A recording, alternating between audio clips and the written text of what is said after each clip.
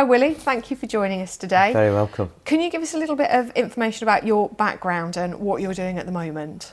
Well, currently I'm a business consultant, a business coach, although I don't like to use that word because the way that I approach it is totally different to other consultants and coaches. But I've been in retail all my life since leaving school, primarily in the food business. And I've worked in a number of areas. I've worked in frontline operations for big superstores across the country. I worked primarily for the cooperative group where I was retail marketing director for them.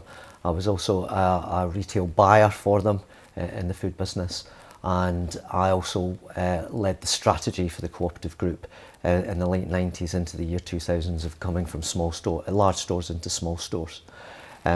Then for the last 10 or 15 years I've been the chief exec of a business called the Company of Master Jewellers, which works as a broker and a buying group for 300 independent family jewellers up and down the country and their suppliers and manufacturers. So very much focused on high street, very much focused on independent businesses. And I now help and support those businesses. I'm also chairman of the RSPCA Farm Assured.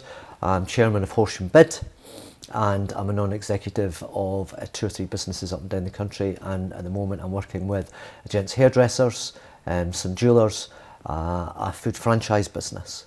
So pretty broad at the moment. Very but I thoroughly broad. enjoy it. I'm a retailer and it's never left me.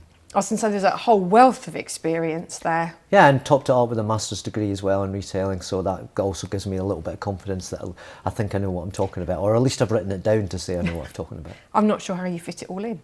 Well, here we go. I'm not as young as I used to be, so the years take your toll on you, but I've managed it, and I love it. I think if you do enjoy what you're doing, then it drives you on and on. So you're chairing up the Horsham BID at the moment. Can you tell us a little bit more about the BID? Yeah, the bid is actually on hold at the moment, and there's been a number of bids across the UK which have been very successful. In fact, across the world that have been very successful. But the real basic story of a bid is a group of business people within the Horsham community have got together, and we call that the steering group. And those individuals have always been great supporters of Horsham Town anyway. So they've always been driving one way or another.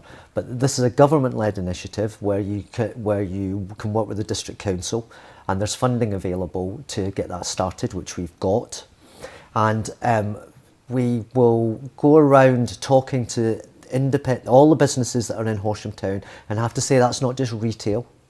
We haven't even quite decided what our footprint's going to be, about what areas of the town centre, but it will be town centre orientated. And we will ask those businesses how they feel that the best investment could be made for Horsham Town.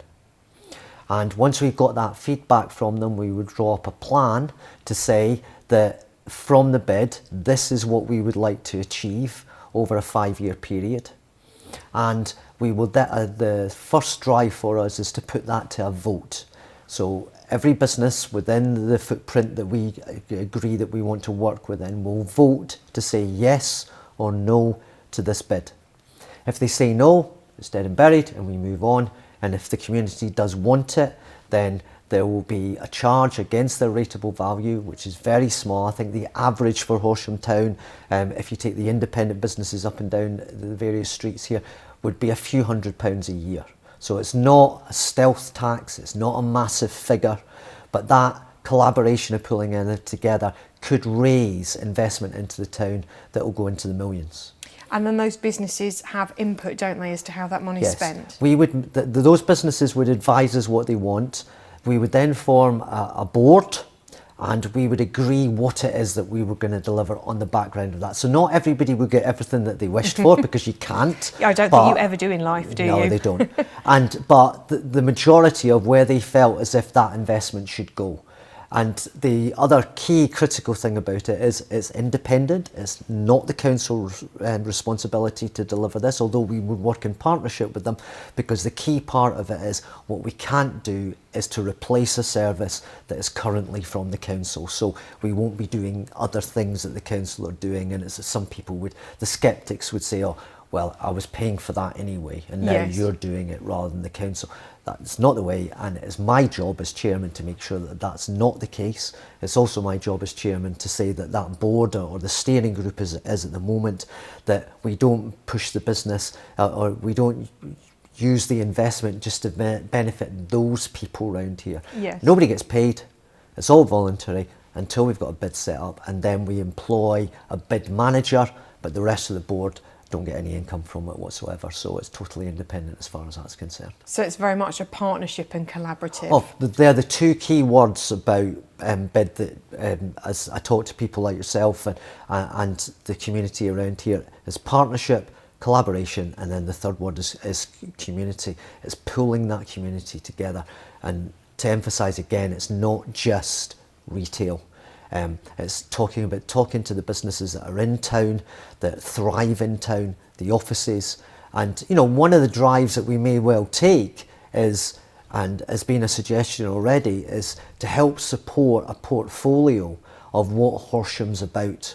So if there are some major businesses up and down the country who are thinking about relocating, especially now that office space might be getting reduced, Yes. that we have a portfolio put together where we can say, come to Horsham, this is what we've got. We've got some great independent businesses. It's a nice place to shop. And build that kind of information pack so that they can just go, you know, that fits the bill, rather than them having to go out and research where they want it. And it's the same for retailers who might think, I need to start looking into more local community stores now because people aren't going to be going into the city so much. Where should it be? Horsham fits the bill. So that it might be an information that the BID gives out in a portfolio to try to attract other businesses into town. We don't know yet. We've got to hear the feedback, but that's some of the things that we could be doing. Because we're seeing a very different Horsham at the moment, aren't we? It's just started opening back up again. Yeah. It's got quite a different feel at the minute. Yeah, it has. And certainly got a different feel than it has been in the last 2 or 3 months. I mean, I've made it my job as a retail consultant to walk the town and to walk a number of other towns to see what it's like. And of course, it's been so quiet. But having said that, I could still see people were attracted to town because they just see it as a community base, and they just maybe felt a little bit better when they were allowed out on their own. I'll just walk up and down the street and see what's going on. But now, as lockdown has started to loosen, shall we say, you can see that community feel coming back, and you can see the stores re-emerging. But retailing now is a different way of life for everybody, both for the consumer and, of course, for the retailer themselves. So do you feel we're getting a different sense of local now, with people not commuting, that they're more within their hometowns? That's starting to shape things? Well, I don't think it's just started to shape things. I think that was happening before lockdown, when people started to realise that COVID was going to have a big impact, and businesses were already telling their employees to work from home at the moment until the complete lockdown came in. I was getting feedback from retailers to say, I've got new customers, but those new customers were actually Horsham based. And this was because they weren't travelling into town where they would have normally done their retailing, or a beautician's or a haircut, or going to see their tailor, etc. That they were now saying, well, I don't do that anymore, so I'll go into Horsham. And for some of those Horsham community, this is the first time they've been in Horsham town to regularly shop and experience it. So that was already creeping in. Now, I suppose if you take the balance of that, you've got to look at how many people in Horsham were working in Horsham by coming in. We'll lose them to their local communities. So there's a definite drive to local. I think on the high street, that's been started to increase over the last 5 to 10 years, where you can see independent bakers and butchers, etc., starting to thrive, because the generations that were coming through were getting a bit fed up with the big, bold brands, and that it was more intimate when you went to shop. So that was starting to come through. But I think one of the big bonuses for retailers in towns now, in market towns like Horsham, is that people are now going to say, you know, I'm so glad they were there. Yes.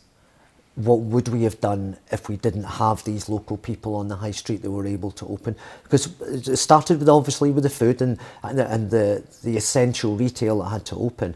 But look how many small stores that are food driven were being shopped heavily, and people really appreciated that.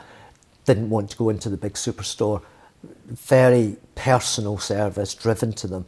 And you could see businesses adapting, pubs opening up and saying, we'll serve food, restaurants saying you can take it away. I'm sure in the media everybody's seen it, how people have adapted. So that's completely different, and the usage. And I hope people start to understand that that local community has to support their local high street. And we used to say this before, I used to say it before in business lectures that I did. What would you do if they weren't there? Well, now people should be able to understand what that means, that they might not have been there. And it's going to be so important over the next year while those businesses start to prop themselves up. There's added cost in those businesses now, and they've got to manage the customer better. One of the businesses I work with works on an appointment service, and I was saying advising them, they were saying, well, we'll probably open from 10 till 4. And this is a hairdresser's. And when I started to work and advise with them, we were realising that, well, a 15-minute appointment for a gent is now going to be 30 minutes, and a 30-minute is now going to be 45, because we've got to clean down. So how many heads can we cut between 10 o'clock and 4 o'clock? Yes. And we've had to reduce the amount of assistants, hairdressers that are in the store. So instead of having 5, we've only got room for 3. And then if we bring them back and have to pay them their full salary now, how do we bring in enough income to cover that overhead? So maybe some businesses are going to have to open from 8 till 6. And you could see a hint from the government to say they're going to look at expanding Sunday opening hours. That's surely a message to people to say that from a retail point of view, we might actually have to open longer hours to service a customer, because it takes longer for that customer to be serviced. So there's all these additional costs, never mind PPE, screens, etc., that retailers are going to have to invest in. So the footfall, patience by the customer, and understanding and falling into this new way of retailing, which is not just going to be for a few weeks. No, and it's very much a new way of retailing, isn't it, with looking at appointment systems and how you really create a good customer experience at a time like this. Absolutely. Nobody likes queuing, although the British are famous for it. We're very good at it, generally. I can see on the high street and talking to retailers and customers, I expect to wait now. Whereas before we would get frustrated. We'd go, oh, there's a queue there, now I'm not going to bother. Now you expect that queue to be there. But the great thing at the end of that queuing is you're going to get real one-to-one personal service, and that's what it's all about. So the retailers have got some big demands on them. They've got to make that 15 minutes or 20 minutes they're going to have for a customer, or even only 5 minutes, as enjoyable as it can be, because retailing isn't that drudgery that it was 20 years ago. Retailing now is about entertainment. We enjoy going shopping. We do. But there's this immediate period, we don't have cafes and restaurants and pubs open, where it was very much a social thing to come into town.